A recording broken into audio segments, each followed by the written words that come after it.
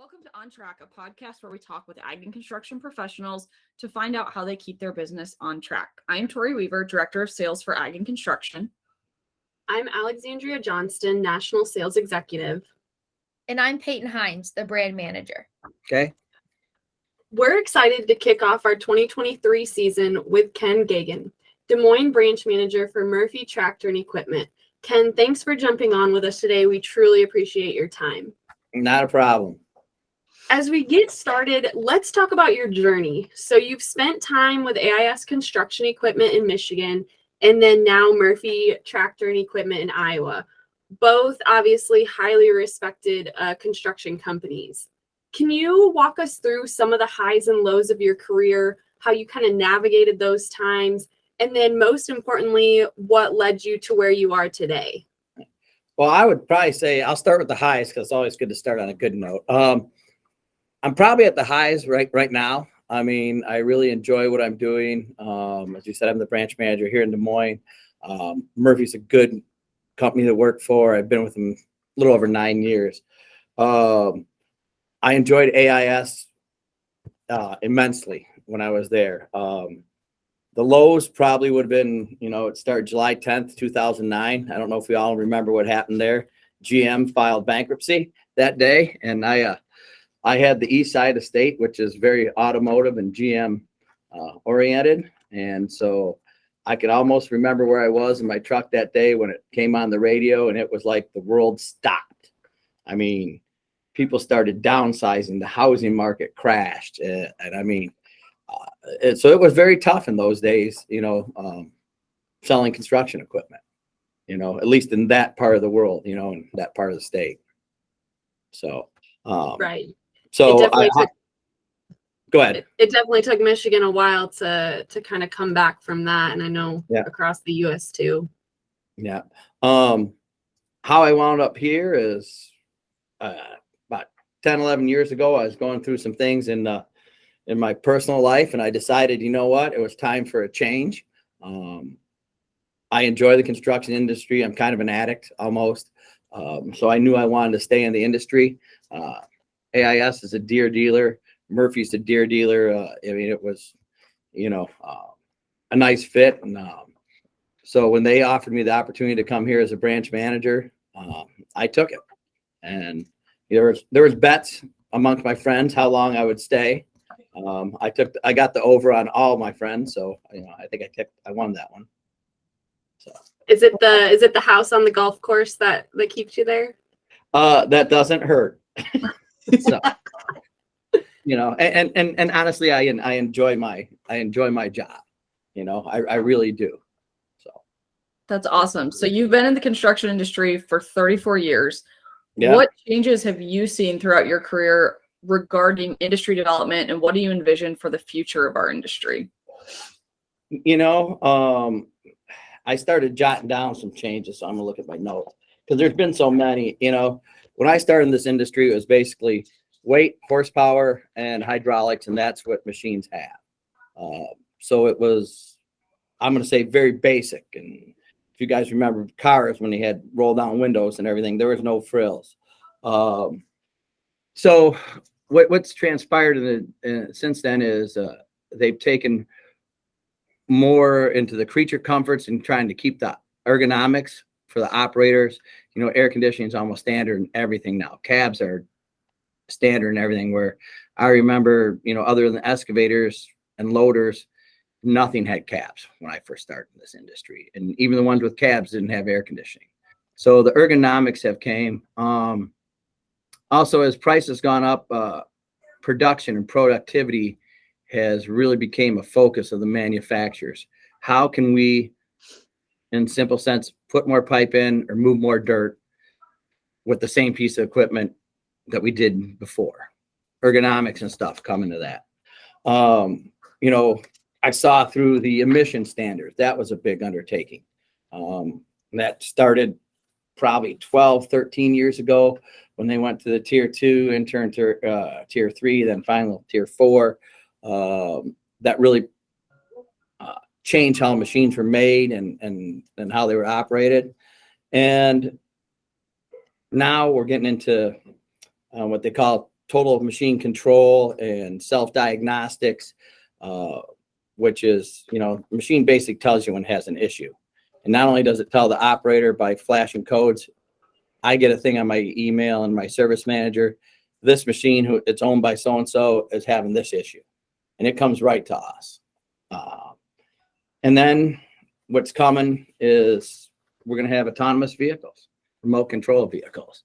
It's going, there's some big pushes now, not necessarily with the Deere manufacturer. My son-in-law is an engineer at CAT, so I have to, be nice here, but he works on the autonomous and remote control, and they got over 200 pieces in one mine down in Brazil, where basically people are operating those machines in a nice little, creature comfort office.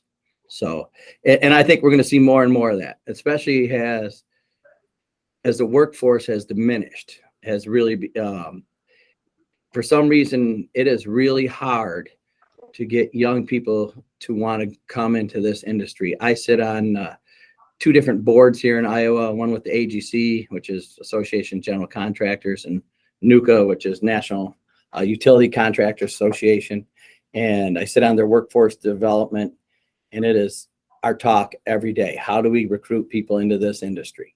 And so I think the manufacturers are getting, okay, we got just as much work to do with less people. How do we do it? And that's where you're going to see, where guys can sit in an office and I can be on this job site running a dozer, and okay, that's done. Now I can all of a sudden switch over here and run a dozer on a totally different site and be done. So I think that's where we're headed. I think we're seeing that from the manufacturing standpoint too, just in terms of automation coming more and more into the building lines. My husband works in the chipper industry, used to work in auto, and that's what he does, is automation. And I think it's just such a neat concept that we are filling those gaps of, we can't find skilled workers. So we are filling that gap with automation, robotics, and being able to use someone who can just set apart on something.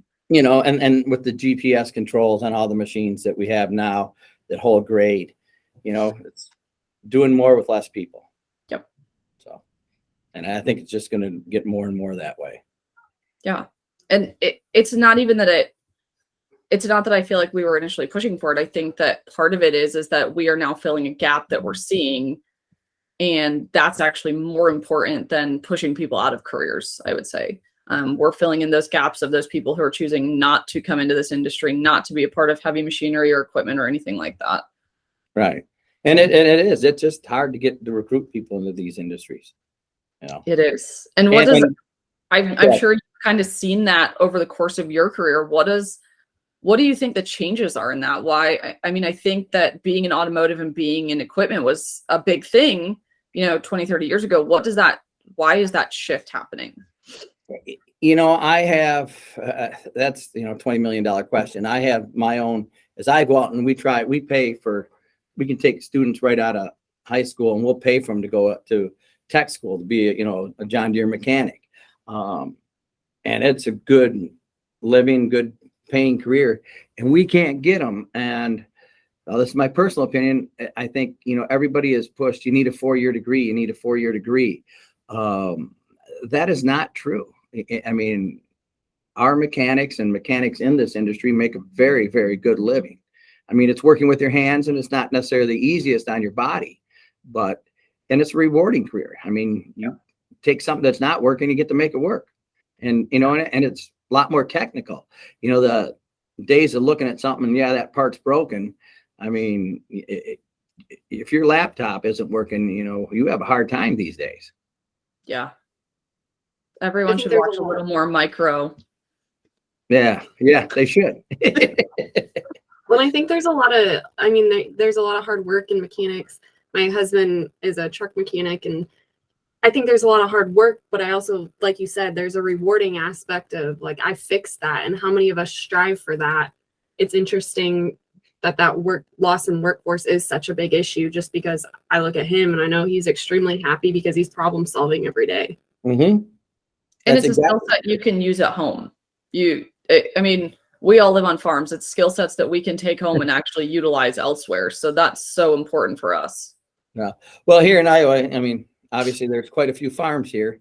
So there are a lot of people who we lose, there are a lot of ag dealers here that for one reason or another, I don't know if they do a better job recruiting, but the farm kids want to stay on the green side more than the yellow side. So we fight that a little bit here.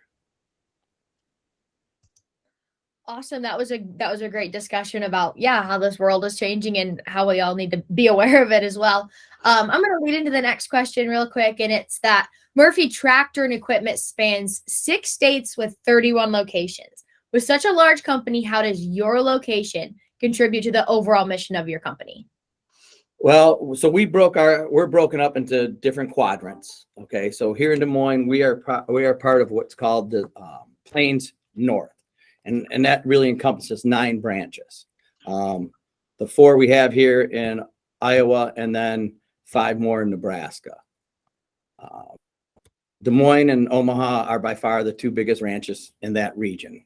So, it is essential that we are really good at what we do, and we are very efficient, and we grow our market share, and we grow our business, because we are relied on as one of the 2 branches, and I'm not diminishing the other branches, to help carry our region, and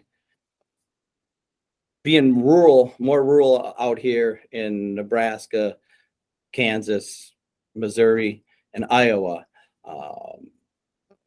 It's a lot tougher than Ohio, where almost half our branches are in Ohio and 2 in Pennsylvania. So they have a heavier population. And so it's a different dynamic, but yet we work as a total unit. So every unit has to function. We can't have one branch underperforming if we're going to grow like we want to grow. 100%. And I think what kind of comes with the teamwork and the dynamic atmosphere that you're talking about is, like, as a manager, how do you maintain a positive attitude in your company's employees? I think it comes down to culture. A lot of people love to use the word teams and family atmosphere, but we have to establish a culture that no one position is more important than the other. And that's what I try and do at our branch. It's our branch. It's not my branch. It's our branch. Every person at this branch is just as important as the next. And it's important that we function as a team. You guys realize in today's world, we have to be efficient. There aren't extra people to step in if somebody's not carrying their weight. And that goes from an admin to a yard person to a technician to a parts person to even myself. I mean, we are accountable for our duties that we need to do. And I think if you can get people established and buy into, we are, and I'm going to use the word team, but we are addressing a common goal, and we want to be the best. And whether that's the best in the Metro Des Moines, what we cover with our competitors, or the best in Murphy competing against our other branches, you need everybody's buy-in, and that's what I think we strive for, is to let everybody know they're just as important as the next person. I think that's very crucial to have a successful atmosphere. And as we can tell, it's a great atmosphere. And I think culture is a great word to use when describing what your company does. Yeah. If you ever do the math at how much time you spend at work, how much time you think about work, and then how much time you go home and do the things you have to do, and then that time you sleep, 90% of your waking time is almost spent dealing with work stuff. So you have to have that culture where people, I hate to say enjoy coming to work, but they don't mind it. I enjoy coming to work. I think most people here in Des Moines do. There are days that we can't wait to get home. I'll tell you that. But you have to realize that this is where you spend your waking hours. And so, you better enjoy it. Yeah, I can definitely tell, just even, when we met on that plane ride, you're like a walking definition of that culture.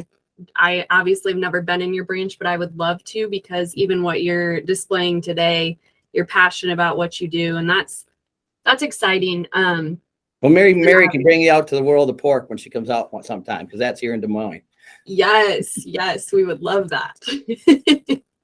So a lot of our listeners are branch managers or leaders. within their company, just like you.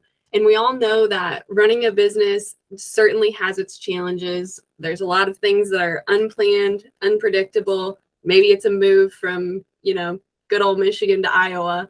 But with that being said, there's been a huge shift in how consumers are buying in the last few years, along with a lot of dealership acquisitions. What are some ways as a manager that you keep Murphy Tractor and Equipment on track and prepared for that growth and expansion? Well, you hit it on the head, and we probably should have addressed that earlier, what things have changed.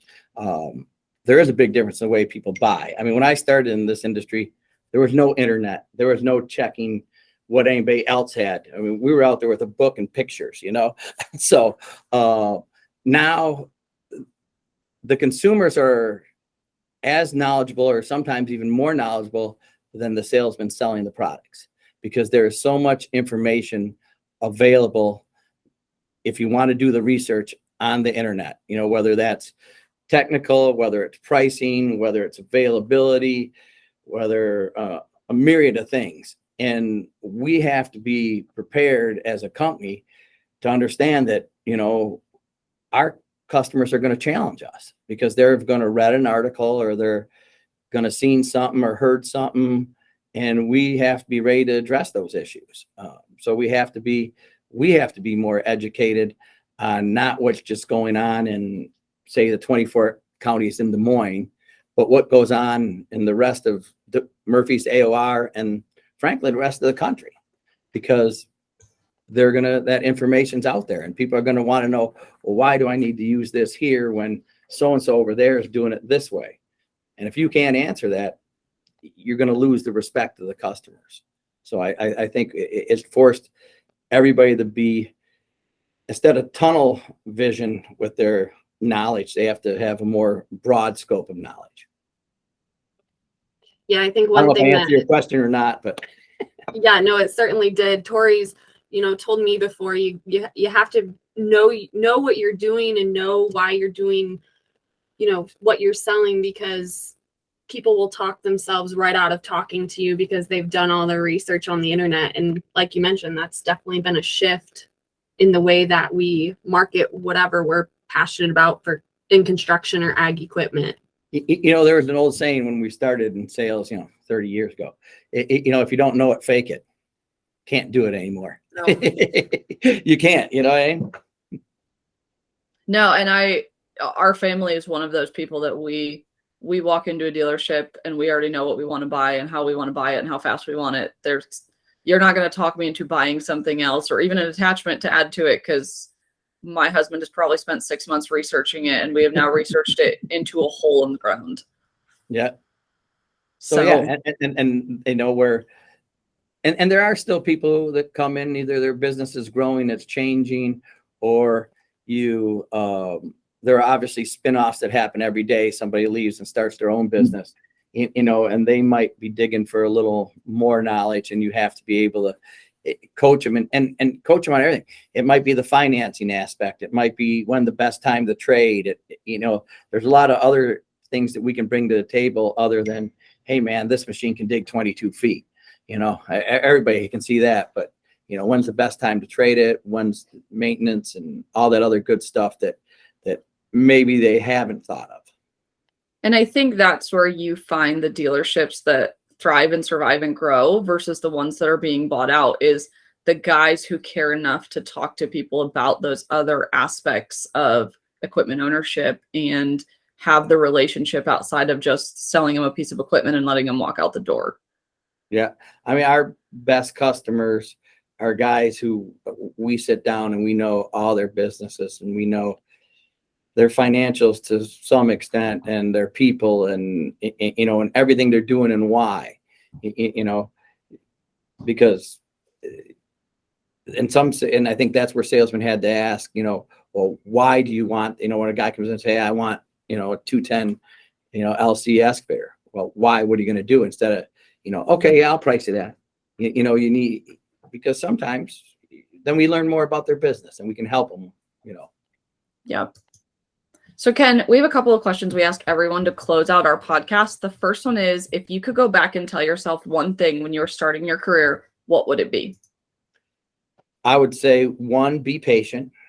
Nobody has to take the first job that comes along. I mean, you go through school and you're like, hey, I want to get a job. And somebody gives you a job and, and maybe didn't do the research on the company. Obviously we can do more now than, way back, when I was a kid. So I would tell people be patient. I would tell myself, which I think I did a good job of, expand your peer group. People have a tendency to hang around like people. But as you're starting an early career in business and everything, I would tell people, don't hang around all 20-year-olds, have some 40-year-olds, have some 50-year-old friends, and then listen. Don't be the cocky young guy. Sit there and listen to those people who have been in business 10, 15, 20 years. Even if it's not the same industry, there are so many things to learn, but you have to listen. If you don't mind me asking, what was your dream job when you were in college? Okay, so I was a construction management major. Imagine what I got into. When I came out of school, I had no idea of going into sales at all. I was going to go work for either, a big general contractor, a commercial builder. A lot of guys at that time coming out of MSU went and worked for Pulte Homes, Ryan Homes, a lot of the big developers and that's the kind of construction industry I thought I was going to go into. Didn't work out that way. And I'm happy for it. Better, right? Yes, it worked out much better. Yeah. So awesome. As we roll into our last question, what's some of the best advice that you've been given in your career when it comes to leadership? Well, I mean, there's a cliche, lead by example. But I'll expand on that is, as a leader, I think you need to set objectives and set goals for your people. You need to hold them accountable to it. And they have to be realistic. But also you got to hold yourself accountable. You have to be willing to admit to your staff if you're not keeping up your end of the bargain. Because if they are doing what they're doing and they look at you and feel that you're not you're not keeping up your end, they aren't going to want to perform. And then I think it's a huge necessity. You have to know everybody that works with you in your branch. And I'm just not saying by first name. Take 5 minutes to talk to them. Figure out what makes them tick a little bit. Doesn't mean you have to be best friends with everybody. That's not what I'm saying. It means you have to show some empathy and sincerity. People have to, and they can tell when you fake it, when you just go out there and you're talking to them because you feel you have to. But I think a good leader needs to be sincere, and he needs to be true to his convictions, and he needs to hold himself accountable, because that way, I feel I'm lucky. The staff here in Des Moines holds themselves accountable, because that's what the culture we've developed. And if you can do that, so people start they know what's expected, and they do it themselves without having to be told. And I think that's what a good leader does. It's a great message.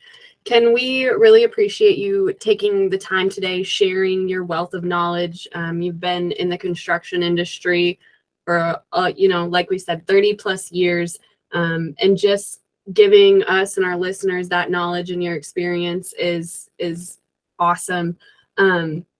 We're excited to see what yourself as well as your team at Murphy Tractor and Equipment accomplish in the months and years to come. We hope to continue to stay updated on that and be a part of that journey. So thank you so much for your time today. Well, thank you for your guys' time. I really appreciated talking to you guys. It was fun.